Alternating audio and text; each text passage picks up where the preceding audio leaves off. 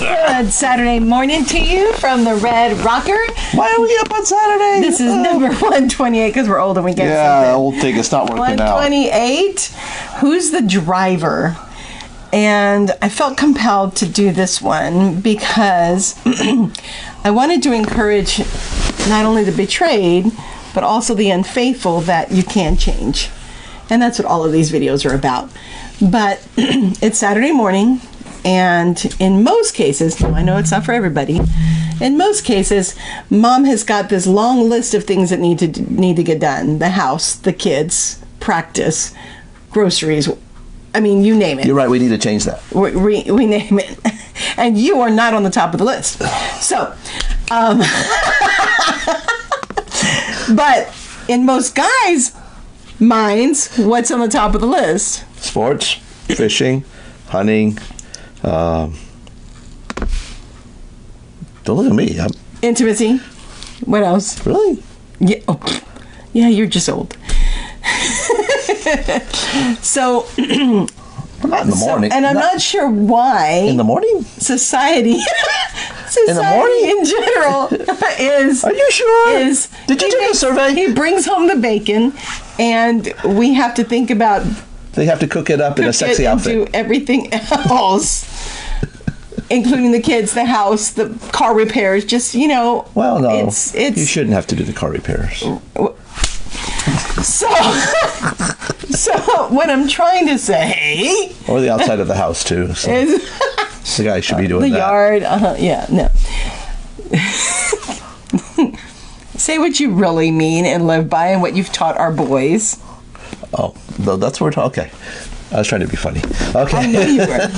But society has made that funny be the reality, and that is a dysfunctional family that the mom is dying.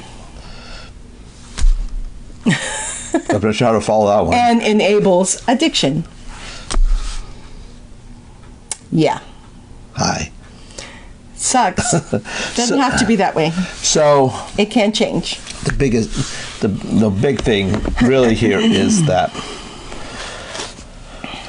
the change, and honestly, a lot of guys are going to resist this, and that's just because of their selfishness, is that the guys need to put their priorities in the right order. The problem with guys, and this is very common from what I can see, is they have the priority of me, myself, and I. Okay, so maybe not everybody. So I said, because some have their job and have volunteering at church or helping other people above their family. But the point in the end is that. And this actually all feeds into the safety and security type stuff, actually, that the spouse is looking for. They're looking for somebody who places them. That places that's God first in their life. Okay, the person itself has a priority, but it's the priority of what they need to do to take care of themselves and so on. Right. And family, spouse. And then family next, and then everything else, volunteering, their hobbies or so on, are after that. Right. Okay, so that they're not working alone. They don't.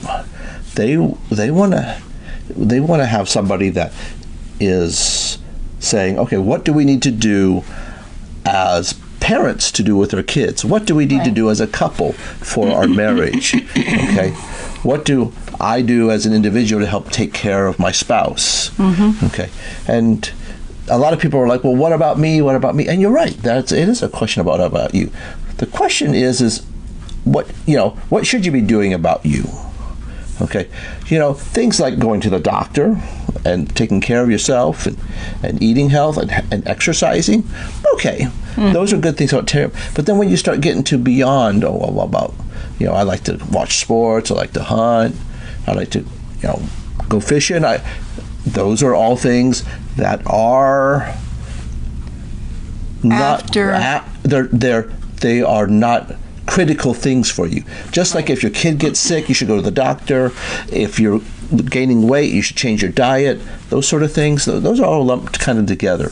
But so you shouldn't neglect yourself. Okay. Right. And the wife actually needs self-care. to do that self as well. The wife needs to do those type of things as well. They need to take care of themselves.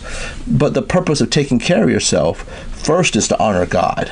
Right. Because God is your first and foremost. Okay. Right. And you take care of yourself to sit down and say, thank you, God, for me. And so I'm going to try to take care of myself so that now that I can take care of myself, I can actually do more for you. Right. The purpose is to sit down there and who's driving, okay? Because you see how I'm flipping everything around is that I'm not supposed to be driving for me, okay? And God is not my passenger. He's not my shotgun, sitting shotgun and stuff like that, or co-pilot. He's not there because God is not following you. He's there for you. Okay, it's the reverse. It's that it's God I'm following. God, you have a plan for what I'm supposed to do or how I'm supposed to act, and I'm supposed to be doing these things. And to right there. Because our purpose here is to glorify God. Thank you. Not ourselves. Right, and so it's me. I'm actually the one in shotgun. God's driving a particular place. I'm like, God, how can I help? He doesn't need your help. We're not saying that, but that's the purpose of you are trying to line up with God to do what He's doing. Okay, God does not line up to do what you're doing, and the whole mindset changes everything when you put God first. We're following Him. Okay, God, what do I need to do to follow you? Oh, God, okay. You view my wife this way. What do I need to do to try to view my wife? Cherish, love. You view my children this way. Oh, what am I supposed to do to view my children this way? And then there is other people. I'm not saying you can't have hobbies. I'm not saying you can't volunteer or help other people. But those other people are further down the list than the wife God gave you. Okay? The children God gave you. This is the one flesh relationship. So this is, we said this before, this is an example of the living sacrifice type thing, where you're putting yourself aside, okay, your desires to serve God. And moms are, unfortunately, we're wired to do that more, not with everybody, but we tend to burn out and we tend to not take care of ourselves, put off our mammogram, put off our annual exam, put off getting glasses, whatever the things we need, because there's no time or money, because we're taking care of the kids. And this is where the husband needs to make sure and prioritize, no, we need to take care of mom, because when we're in a better state, then we can better take care of everybody else.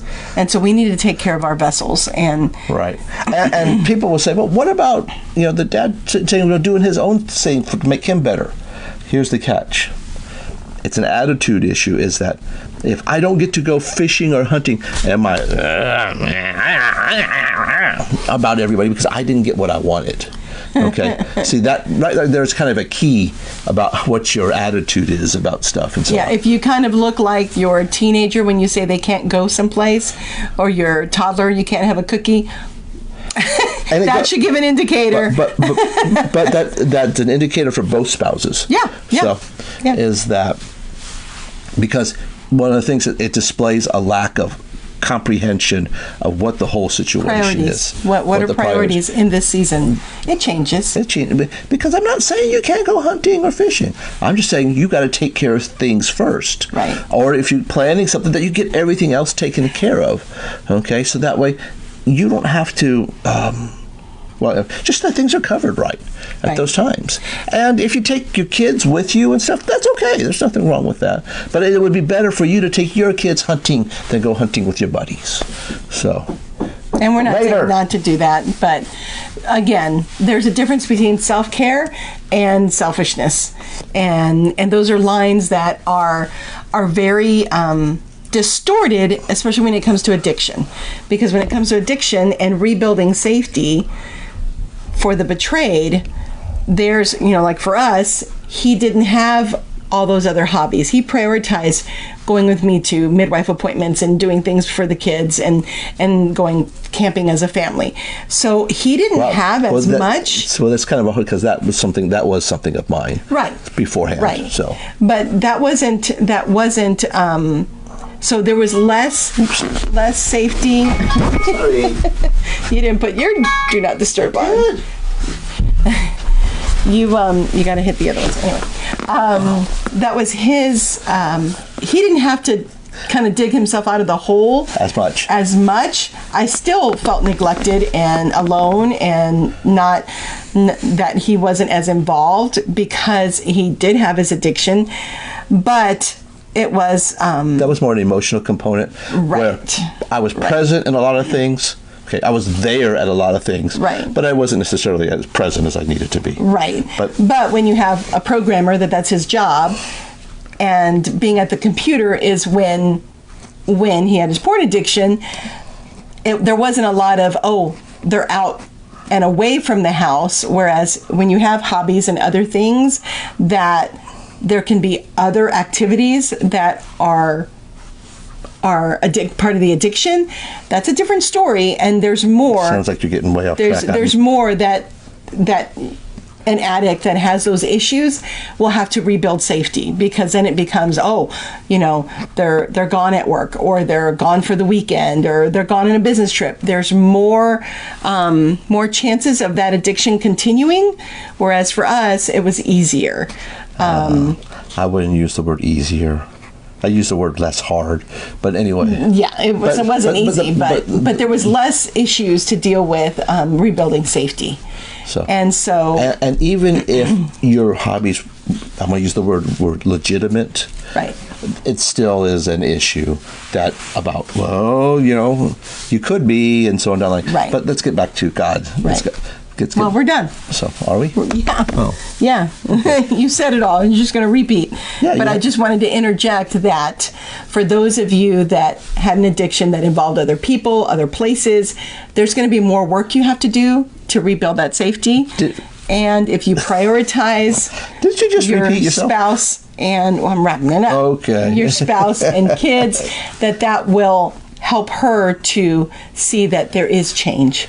There is transformation. There is prioritizing. There is, and you're going to have to bear with it, because it's going to look like sucking up for a long time. Yep. Okay. So and what's whether it's authentic or genuine, I don't know. Well, what's going to happen? What's going to happen is that if it's sucking up, you won't do it when they're not around, and if it's authentic, you'll do it when they're not around, and you will not say anything about it. Mm-hmm. Like, look at me, I chose to. I could have been with the buddies right now, but I'm with you.